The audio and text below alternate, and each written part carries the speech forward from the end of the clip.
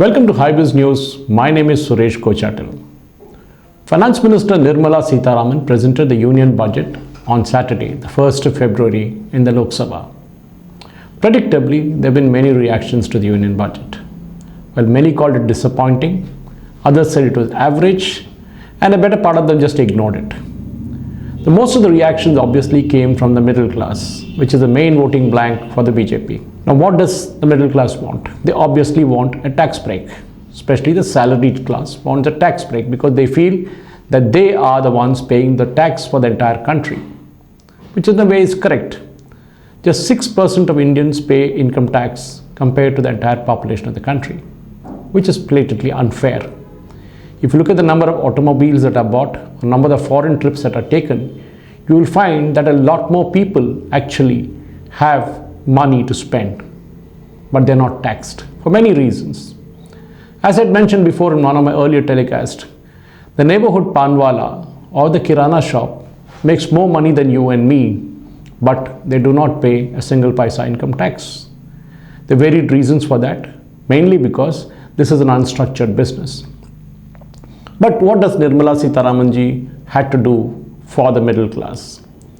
Well, she has given them two options in the income tax, and that has not been understood well. One is that you can continue with the existing scheme where you take deductions under section 80C, 80CC and 80G, and the next one, of course, you take the deductions and not do anything without it. That is, you do away with the entire deductions and pay the income tax on a straight, plain forward tick. But why should these two options be given?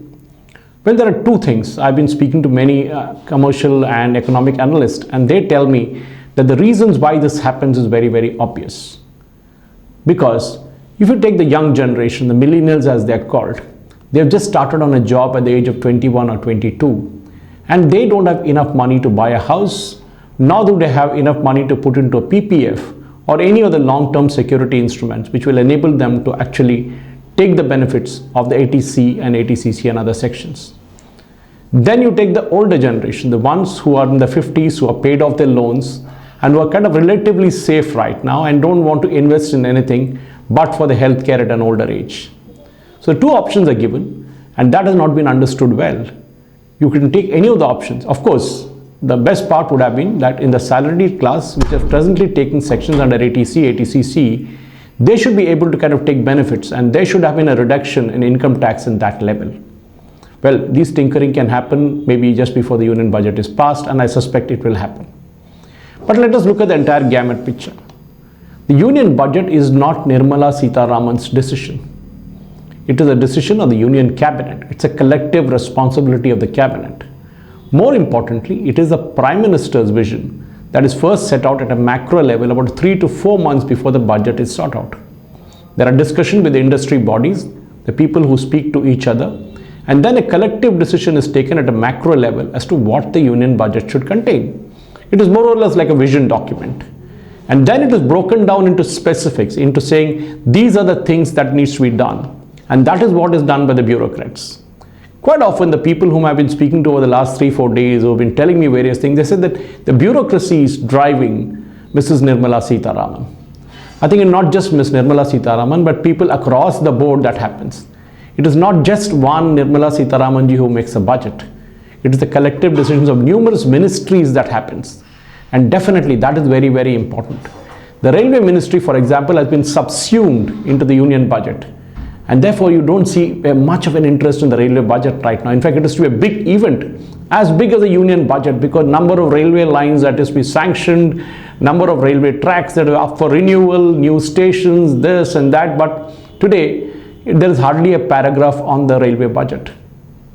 And with the GST coming out of the tax bracket into the union budget, what we are seeing right now is that the major taxation components are out. There's no romance anymore with the union budget because the GST is out of it, and the GST is tinkered every month during the meeting that takes place at the GST Council. And that is what is fun is because except for liquor, fuel and a few other taxes, rest of all goes under GST. So what is tinkered with is a bit of here and a bit of there and major policy pronouncements. I think we Indians got to understand that no other country in the world puts so much of importance on the union budget. Definitely. And that's the reason why we should actually take it easy. We should say, fine, there's a budget that happens. Then the finance minister comes, reads out a 2.5 or 2 hour 40-minute speech. But definitely that's just a vision document for the entire year. We should not be kind of hair splitting, saying what is being done here in the Lok Sabha and the Rajya Sabha will determine our financial future for the next financial year. It doesn't work that way. There are many other elements which happen throughout the year. But what Nirmala Sitharaman ji did was to set out a roadmap.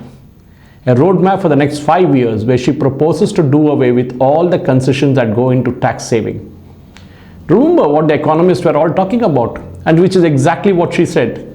Most of the economists and the industrialists who were in the manufacturing sector said more money should go into the hands of the consumer. That is, don't save but spend. Now, when that happens, there is an opposite grip saying, why are you stopping people from saving? Well, it's a double-edged sword, isn't it? On one hand, you want the consumers to spend, which is what Nirmala ji did with the millennials and the older generation, and say, fine, you don't need to kind of have any tax saving instrument. Go ahead, pay the tax on whatever you earn. On the other hand, she gives the old school of thought and says, fine, you still want to save those taxes by using LIC, housing loan and other things. Please go ahead with it. This is what we need to understand from the union budget. Let us not kind of break our heads. Let's not kind of get into an abuse of the finance minister, because at the end of the day, she represents the collective will of the cabinet. That, ladies and gentlemen, is very important to understand. Just sit back,